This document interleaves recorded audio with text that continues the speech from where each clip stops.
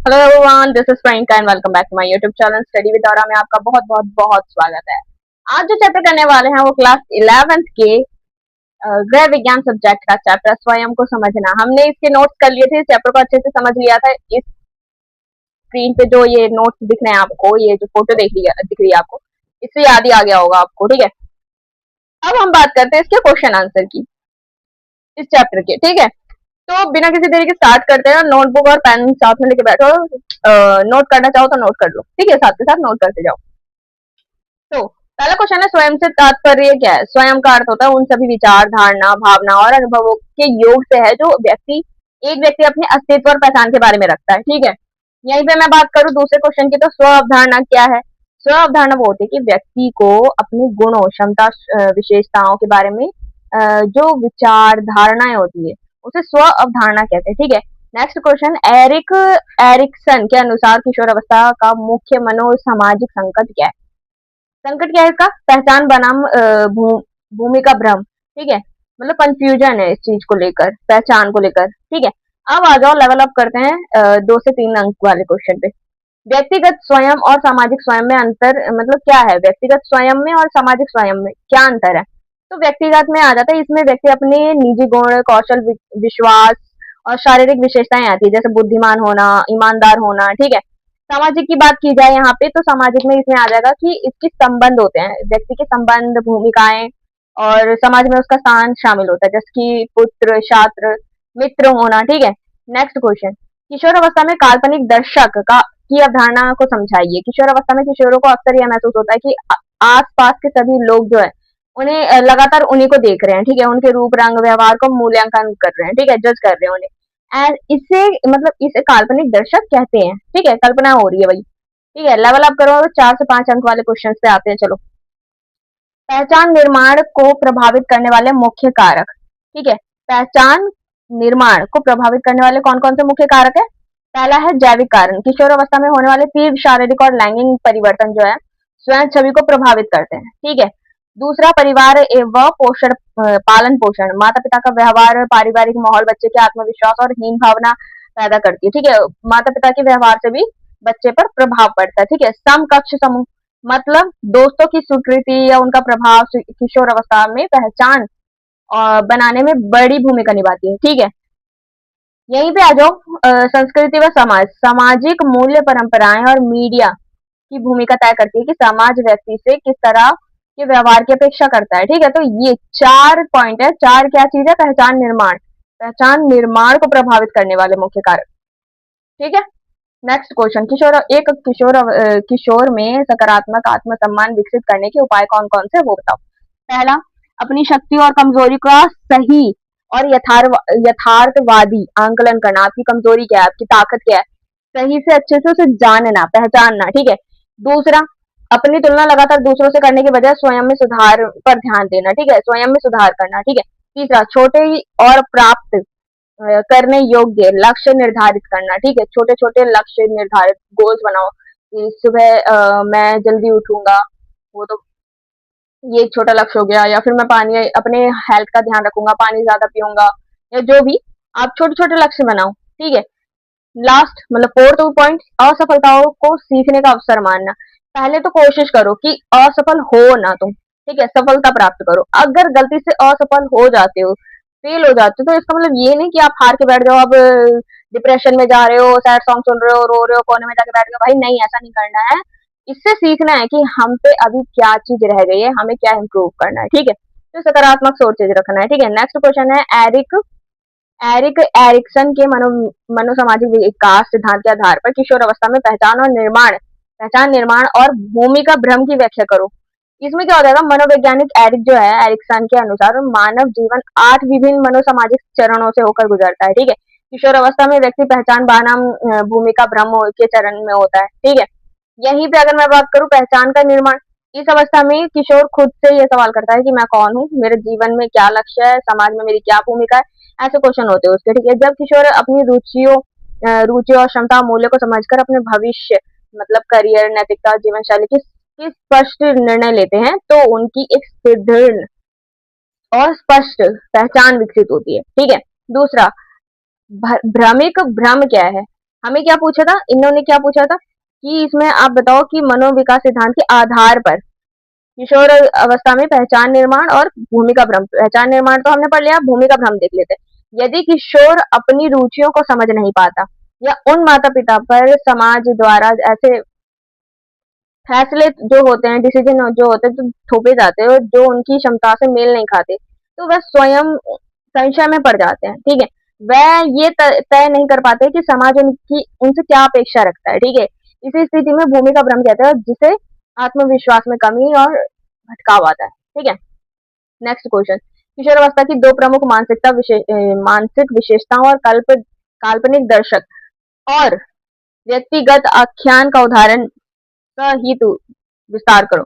जो किशोरावस्था है उसमें दो मानसिक विशेषताएं, काल्पनिक दर्शक और व्यक्ति आख्यान, इसका उदाहरण के सहित विस्तार से वर्णन करना है। अब मैं आपको बता दूं, जो किशोरावस्था है उसमें अमूर्त मतलब बहुत सारी सोच होती है, आत्मचेतन के विकास के कारण किशोर में स्व केंद्रिता की भावना उत्पन्न होती है। इसके दो मुख्य कारण होते हैं, कौन कौन से, काल्पनिक दर्शक और व्यक्तिगत आख्यान। इसमें अब मैं काल्पनिक दर्शक पर फोकस करती हूँ। आपको देखो, इसमें किशोर जो होते हैं ना सारे, यह दृढ़ विश्वास होता है इसमें कि आसपास के सभी दोस्त, परिवार, अनजान लोग लगातार उन्हीं पर ध्यान दे रहे हैं। उन्हें पूरा विश्वास होता है, ऐसा लग ही रहा होता है कि काल्पनिक ये कल्पना कर रहे होते हैं कि हाँ, इमेजिन कर रहे होते हैं कि सारे लोग इनको ही देख रहे हैं, इनको ही मतलब जज कर रहे हैं कि इसने कैसे कपड़े पहने, इसके कपड़े अच्छे लग रहे हैं या नहीं लग रहे हैं, रंग रूप का कैसा है, व्यवहार मूल्यांकन करते हैं, जज करते रहते हैं। ठीक है, काल्पनिक दर्शक में उदाहरण के लिए, जैसे यदि किसी किशोर के चेहरे पर छोटा सा मुहासा है, ठीक है, और निकल के आया है, मतलब मुहासा, उसके कपड़े पर छोटा सा दाग लग जाए, या उसे लगता है तो मतलब ऐसा कुछ ना कुछ अगर ऐसा हो, तो पूरी कक्षा केवल उसी को देख रही है, ऐसा उसे लगने लगता है, जिससे वह अत्यधिक शर्मिला और सचेत हो जाता है। ठीक है, वो कॉन्फिडेंस खत्म ही हो जाता है उसका एक तरीके से।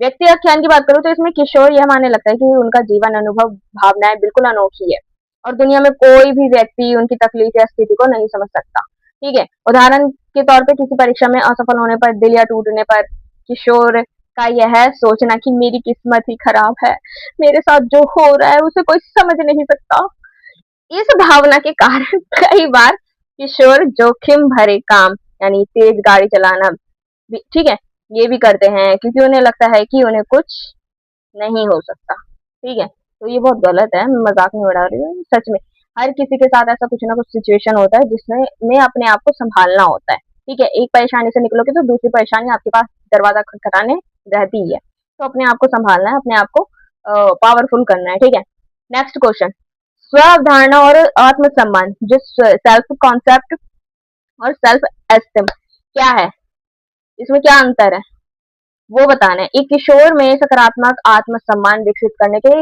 मुख्य तीन कारण की विवेचन, मतलब मुख्य रणनीतियों की विवेचन करना है। अब देखो, स्व अवधारणा और आत्मसम्मान में अंतर क्या है।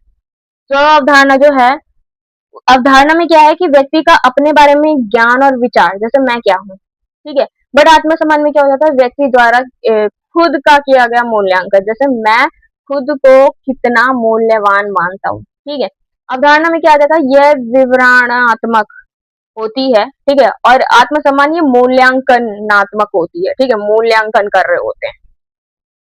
अवधारणा की बात करूं तो मैं इसमें मैं लंबा हूँ, मैं गणित हूँ, मतलब सॉरी, मैं गणित में अच्छा हूँ, ठीक है, इसमें अवधारणा पे आ जाएगा।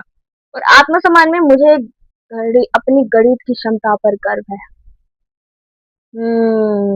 मुझे आता है ये, मैं बहुत अच्छे से कर सकता हूँ, ये चीज। ठीक है, आत्मसम्मान।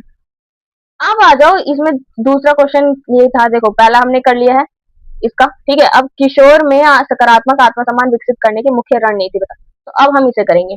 आत्मसम्मान, जो सकारात्मक आत्मसम्मान है, विकसित करने के कुछ ये 5 तरीके हैं। यथार्थवाद लक्ष्य, मतलब अपनी क्षमता के अनुसार ऐसे लक्ष्य तय करना जिन्हें हासिल किया जा सके।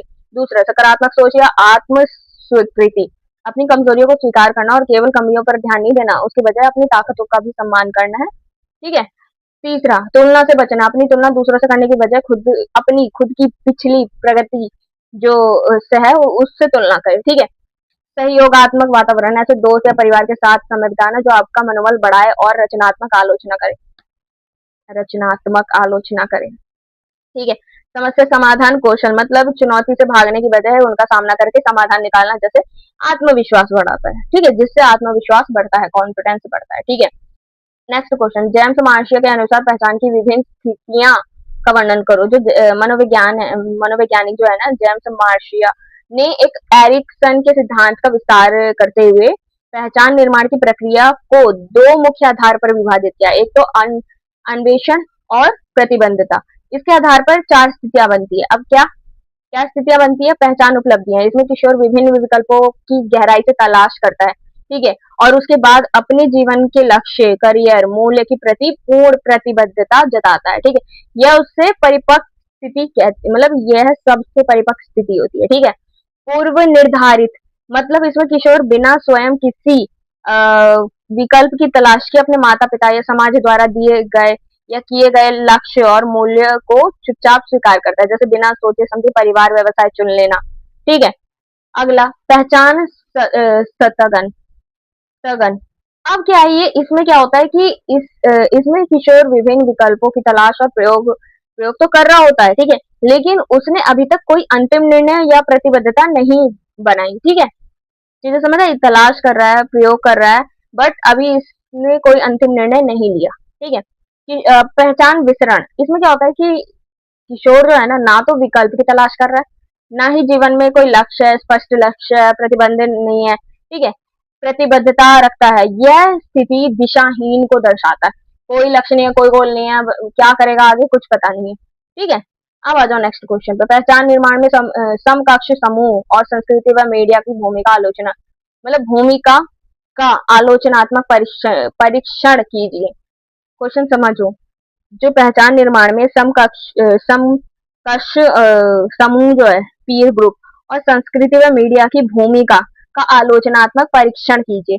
देखो, पहले समकक्ष समूह की बात करेंगे तो इस दोस्तों का प्रभाव प्रभाव इसमें आता है मोस्टली। तो सकारात्मक प्रभाव क्या है? दोस्त जो होते हैं वो किशोरों को एक ऐसा स्थान देते हैं जहां वह अपने, मतलब बिना झिझके, बिना कोई बातें सोचे अपनी भावना को साझा कर सकते हैं, ठीक है, बता सकते हैं। इसमें उनकी स्वतंत्रता, सामाजिक कौशल और सहानुभूति का विकास होता है, ठीक है। नकारात्मक प्रभाव की बात करूँ तो दोस्तों की स्वीकृति पाने की होड़ में किशोर कई बार अपनी वास्तविक पहचान से भी समझौता कर लेते हैं या जोखिम भरे व्यवहार, धूम्रपान या पढ़ाई में लापरवाही में शामिल हो जाते हैं, ठीक है। यहीं पे संस्कृति या मीडिया मीडिया की बात करूँ तो संस्कृति की भूमिका क्या है कि संस्कृति यह तय करती है कि किसी व्यक्ति के किस प्रकार व्यवहार, लैंगिक भूमिकाएं और परिवार दायित्व की अपेक्षा की जाएगी, ठीक है। व्यक्तिगत संस्कृति जो है स्वनिर्भरता पर बल देती है, जबकि सामूहिक संस्कृति परिवार और समाज दोनों के हितों को प्राथमिकता देती है, ठीक है। यहीं पे मीडिया का प्रभाव की बात करूँ तो टीवी, इंटरनेट और सोशल मीडिया किशोरों की वह स्व छवि और जीवन शैली को अत्यधिक प्रभावित करती है, ठीक है।